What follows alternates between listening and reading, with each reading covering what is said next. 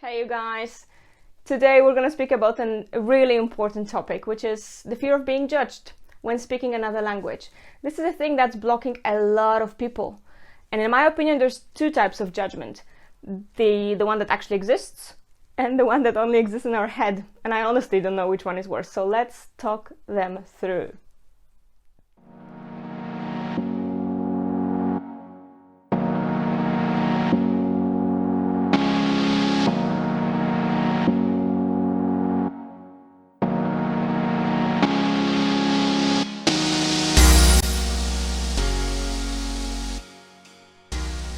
Okay, so first let's speak about how to face criticism and how to face being judged by other people. We human beings are kind of judgmental sometimes, and let's not pretend it's not like that. And also, we see that and we comment that, oh, people are so judgmental, but probably we are judgmental too, because that's such a natural thing. We live in this binary world where, things are either like that or like that. And I think this is a real skill to be able to get above that and just stop judging things like that they are, that they are whatever. To start seeing things for things, like just to admit that they exist and that's it. And it's tough. And I struggle with that too. So I get it. But when people judge you when you speak, I was facing that.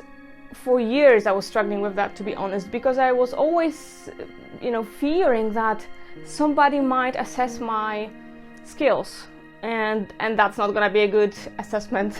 So once I started to think that, and there's this one saying that I really love and it can be applied here, that whatever you say speaks about you. So if you say something bad about somebody, that speaks about you, not about that person. And this actually took a lot of load off of me, because I realized that I'm not able to make everybody happy, and nor am I supposed to. And that leads us to the second part of that if somebody is criticizing the way you speak, think whether you actually care about that person that much. Because, let's be honest, people pleasers will know for sure what I'm talking about. We sometimes have this strive in us that, we want to make the world happy and we want everybody to like us.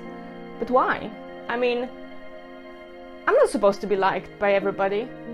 It's nice to be liked, but on the other hand, do I want to trade who I am to be liked by others? I don't think so.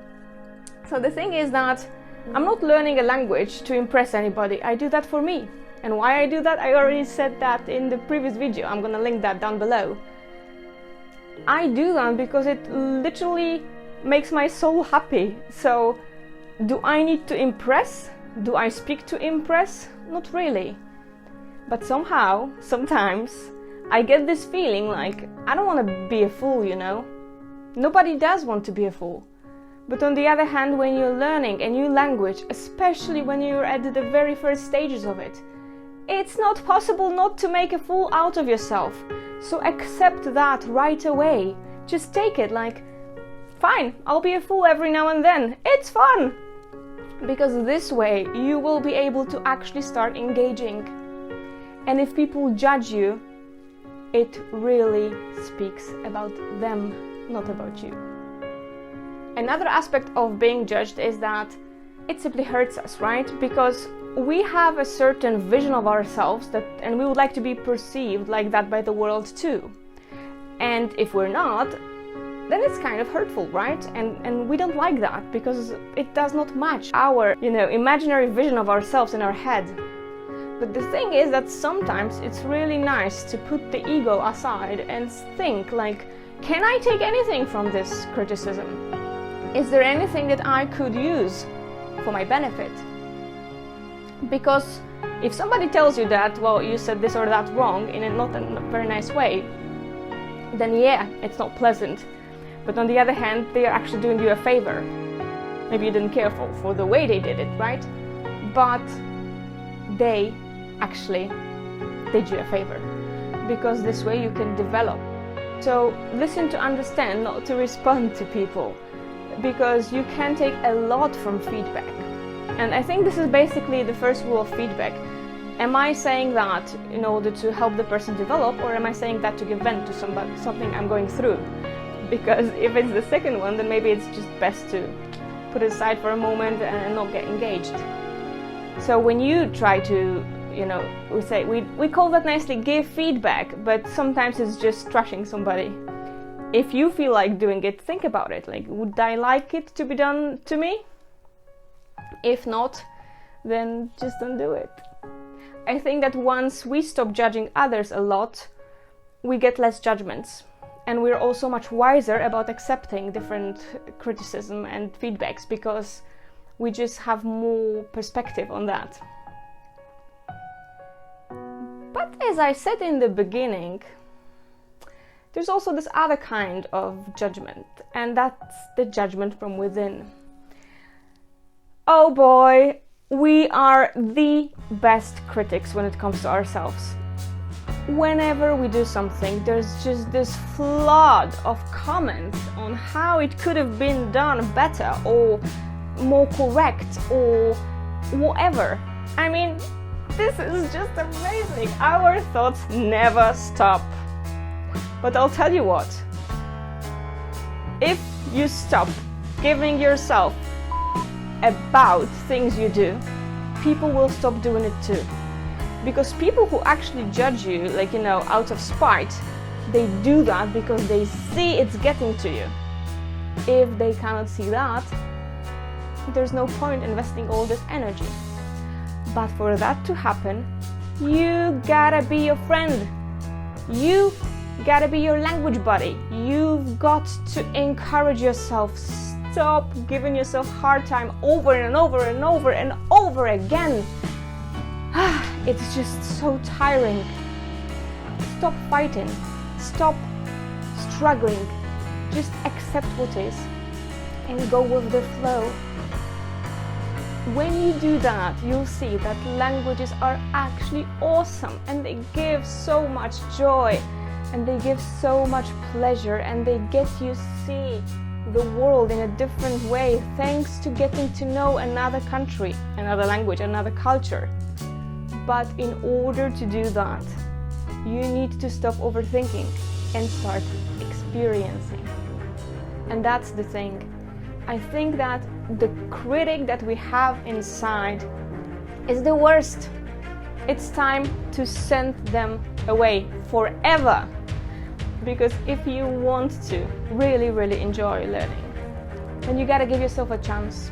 And most of the time we don't give ourselves the chance. We do everything else, but not that. We simply find excuses. We constantly fear of this or that, so we're not gonna say anything because we might, sound stupid. We're not gonna engage with people because we feel uncomfortable. I mean, we're human beings. We are meant to connect with one another. And once we start doing this, we get the flow and we get the understanding of what the thing really is. But we need to put our inner judgments away from this process. Because if we don't, then we are overthinking it, and it's just not bringing any pleasure. So I know it's not so easy, and I want to challenge you today, because this inner criticism that comes is usually happening all the time. We don't even pay attention to it anymore because it's just so natural to us. But if you focus on what you think, and thinking process goes on and on and on and on, but you need to be mindful and think about it, like, what am I thinking? If I'm sitting down to learning, am I thinking, oh, that's not gonna work well, oh, I'm too tired to put anything in this stupid head, or things like that? Or are you actually thinking, yay, let's do it, that's an adventure, let's try it, I'm gonna give myself half an hour with that, let's see how it goes. Have the curiosity, have the space for things to happen. So wrapping up this inner criticism thing, give yourself space. And trust me, you can do that. I know that sometimes it feels like, climbing K2 with no equipment, but it's not. Because what we try to do is we try to approach it in a way that, you know, we gotta fight our inner critic. We don't. There's been enough fighting. We just need to release it and just let it go and just try this new approach. You know, you don't need to do it. You can just try it. You can just try it for a week and see how it goes. See how it feels to actually be curious about the language. See how it feels to actually check this out rather than, you know, see it and learn it and cram it and do it.